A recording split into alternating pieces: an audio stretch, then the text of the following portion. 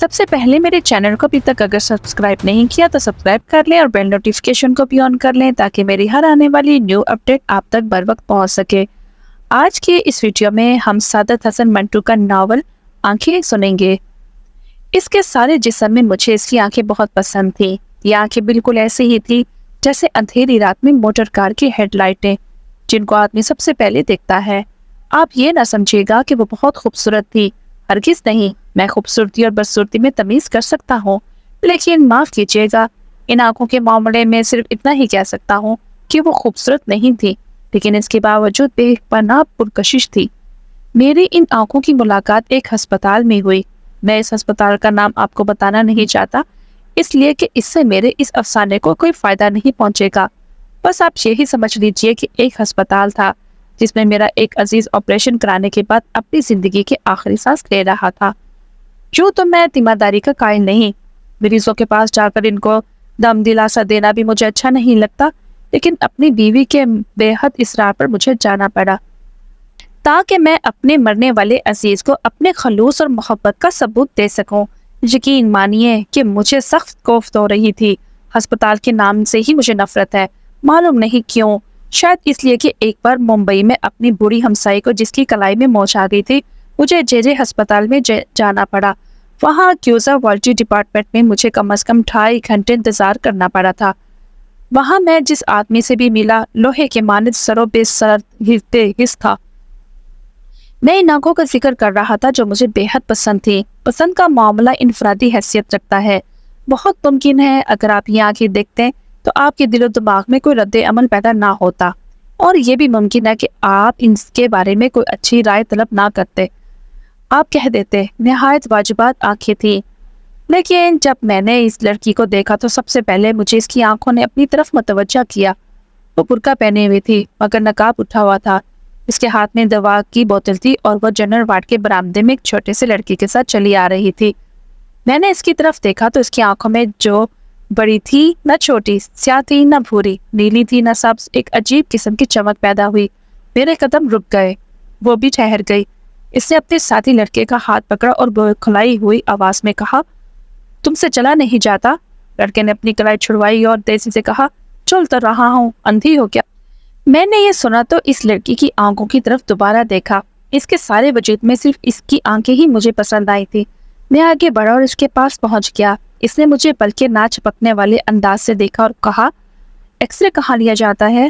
اتفاق کی بات ہے کہ ان دنوں ایکس رے ڈپارٹمنٹ میں میرا ایک دوست کام کر رہا تھا اور میں اسی سے ملنے کے لیے آیا تھا۔ میں نے اس لڑکی سے کہا، آؤ میں تمہیں وہاں لے جاتا ہوں، میں بھی ادھر ہی جا رہا ہوں۔ لڑکی نے اپنے ساتھی لڑکے کا ہاتھ پکڑا اور میرے ساتھ چل پڑی۔ میں نے ڈاکٹر سعدی کا پوچھا تو معلوم ہوا کہ وہ ایکس رے لینے میں مصروف ہے۔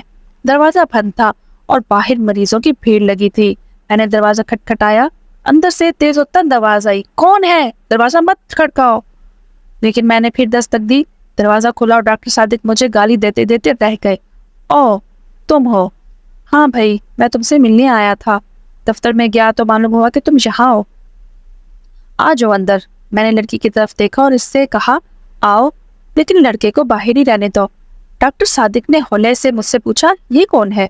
میں نے جواب دیا، معلوم نہیں کون ہے، ایکس رے ڈپارٹمنٹ کا پوچھ رہی تھی۔ میں نے کہا، چلو میں ہی لے چلتا ہوں۔ ڈاکٹر صادق نے دروازہ اور زیادہ کھول دیا۔ میں اور لڑکی اندر داخل ہو گئے۔ 4-5 مریض تھے۔ ڈاکٹر صادق نے جلدی جلدی ان کی اسکریننگ کی اور انہیں رخصت کیا۔ اس کے بعد کمرے میں ہم صرف دو ہی رہ گئے تھے، میں اور وہ لڑکی۔ ڈاکٹر صادق نے پوچھا، انہیں کیا بیماری ہے؟ میں نے اس لڑکی سے پوچھا، کیا بیماری ہے تمہیں؟ ایکس رے کے لیے تم سے کس ڈاکٹر نے کہا تھا؟ اندھیرے کمرے میں لڑکی نے میری طرف دیکھا اور جواب دیا، مجھے نہیں معلوم بیماری کیا ہے، ہمارے محلے میں ایک ڈاکٹر ہے، اس نے کہا تھا کہ ایکس رے لو۔ ڈاکٹر صادق نے اس سے کہا کہ مشین کی طرف آئے۔ وہ آگے بڑھی تو بڑے زور کے ساتھ اس سے ٹکرا گئی۔ ڈاکٹر نے تیز لہجے میں اس سے کہا، کیا تمہیں دکھائی نہیں دیتا؟ لڑکی خاموش رہی۔ ڈاکٹر نے اس کا برقع اتارا اور اسکرین کے پیچھے کھڑا کر دیا۔ اس نے سوئچ آن کیا۔ میں نے شیشے میں دیکھا تو مجھے اس کی پسلیاں نظر آئیں۔ اس کا دل بھی کونے میں کالے سے دھبے کی صورت میں دھڑک رہا تھا۔ ڈاکٹر صادق 5-6 منٹ تک اس کی پسلیوں اور ہڈیوں کو دیکھتا رہا، جس کے بعد اس نے سوئچ آف کر دی اور روشنی کر کے مجھ سے مخاطب ہوا، چھاتی بالکل صاف ہے۔ لڑکی نے معلوم نہیں کیا سمجھا کہ میں اپنی چھاتیوں پر جو کافی بڑی بڑی تھی وہ اپنے दुपट्टे को दुरुस्त किया और बुर्का ढूंढने लगी। बुर्का एक कोने में मेज पर पड़ा था। मैंने बढ़कर इसे उठाया और उसके हवाले कर दिया। डॉक्टर सादिक ने रिपोर्ट लिखी और इससे पूछा, तुम्हारा नाम क्या है? लड़की ने बुर्का ओढ़ते हुए जवाब दिया, जी मेरा नाम हनीफा है। हनीफा? डॉक्टर सादिक ने इसका नाम पर्ची पर लिखा और इसको दिया। जाओ, ये अपने डॉक्टर को दिखा देना। लड़की ने पर्ची ली और कमीज के अंदर अपनी उंगलियों में अड़स लिया। जब वो दोबारा बाहर निकली तो गैर इरादी तौर पर इसके पीछे पीछे था, लेकिन मुझे इसका पूरी तरह एहसास था कि डॉक्टर सादिक ने मुझे शक्की नजरों से देखा था। इसे जहां तक मैं समझता हूँ इस बात का यकीन था कि इस लड़की से मेरा कोई ताल्लुक है।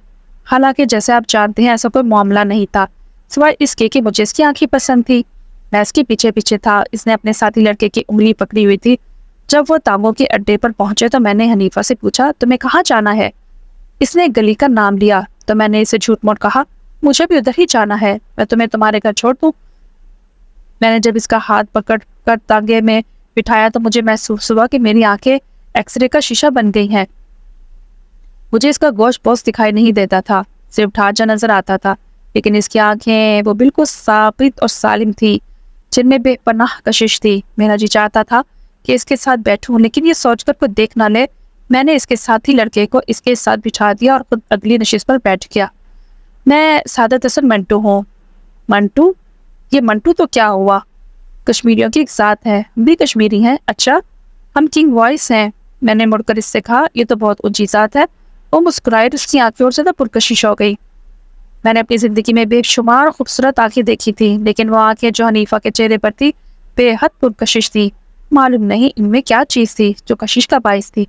मैं इससे बेशतर अर्ज कर चुका हूँ कि कतन खूबसूरत नहीं थी, लेकिन इसके बावजूद मेरे दिल में खुब रही थी।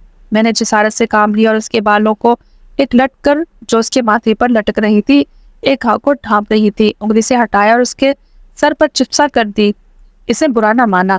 मैंने और जिसारत की और इसका हाथ अपने हाथ में ले और अपने साथी लड़के से मुखातिब हुई, तुम मेरा हाथ क्यों दबा रहे हो? मैंने फौरन इसका हाथ छोड़ दिया और लड़के से पूछा, तुम्हारा मकान कहाँ है? लड़के ने हाथ का इशारा किया, इसी बाजार में। तांगे ने उधर का रुख किया। बाजार में बहुत भीड़ थी, ट्रैफिक भी मामूल से ज्यादा। तांगा रुक रुक कर चल रहा था। सड़क में चौके गड़े थे, इसलिए जोर के धचके लग रहे थे।